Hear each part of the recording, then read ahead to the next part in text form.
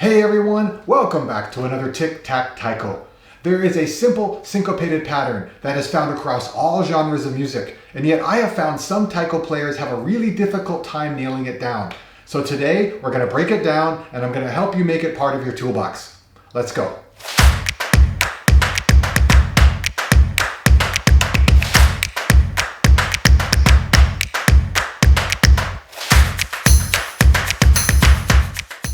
Before I get too far ahead of myself, let me play the pattern for you. I'll do a short version. Ich, mi, sol, re.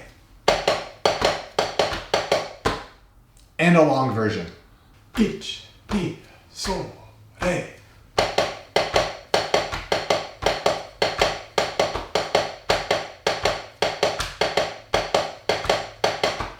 Okay, that's enough of the long version. The pattern boils down to a simple 3/4 polyrhythm. This polyrhythm is the key to understanding all polyrhythms, in my opinion. But more than that, it's the foundation for understanding good syncopation. If you can master 3/4, you are so far ahead of the curve, and everything else that comes afterwards is going to be so much easier. Polyrhythms, syncopation, keeping tempo even, multitasking, all of the good stuff a taiko player needs. This is one of my favorite patterns. It's a go-to when I solo, whether it's having one drum or multiple drums in front of me.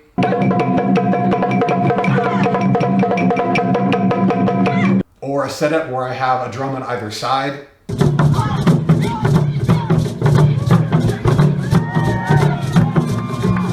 It really doesn't matter. Once you have the pattern, then you can add intention, facial expressions, energy, choreography, movement, whatever you want. But the pattern is key. We're gonna build the pattern from scratch. Even if you feel like you know it pretty well now, after this video, you're gonna be able to teach it and troubleshoot issues that come up in other people. First thing we're gonna do is get a 4 count going. Just 1, 2, 3, 4. Nice and simple. But to make sure that it stays nice and steady no matter what else we do, we're gonna let the body keep the beat. And I've talked about this in some body percussion videos, but for this drill, 1 and 3 are going to be your foundation. 1, 2, 3, 4. 1, 2, 3, 4. Whether you lift your feet or shift your weight doesn't matter, but you want to have something that's definite and not kind of nebulous, like the 1 is around here and the 3 is around here. Definite 1 and 3 to lock into. Next, to further cement the 4, you can do a couple of different things. Snap on the 1 and then either go 1, 2, 3, 4 across your body in small steps, or what I'm going to do, 1, 2, 3, 4. 1, 2, 3, 4. Big motion, small, small. If it's not distinct, if it's just all the same, that 3 is going to feel a lot like the 1. And when your brain doesn't have the processing power to check in on your hand, you don't know what you're snapping on. So making it big, small, small makes it very obvious which half of the 4 you're in. And I realize this is a lot of sort of intellectualizing the process.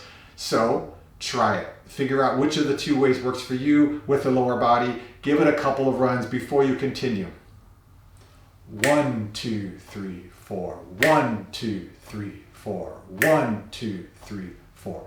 1, 2, 3, 4. It's as simple as that. Up to this point, you've been saying 4, snapping 4, and stepping 4. Now you're going to say 3, 1, 2, 3, 1, 2, 3, while snapping and stepping in 4. So essentially from here down is the same thing you've been doing. What tempo you want to do this at is up to you. I'm going to pick something moderate, but if it's too fast, take it your own tempo so that you really understand how this drill works.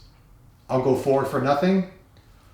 1, 2, 3, 4. 1, 2, 3. 1, 2, 3. 1, 2, 3. 1, 2, 3. 1, 2, 3. 1, 2, 3. 1, 2, 3. 1, 2, 3, 1.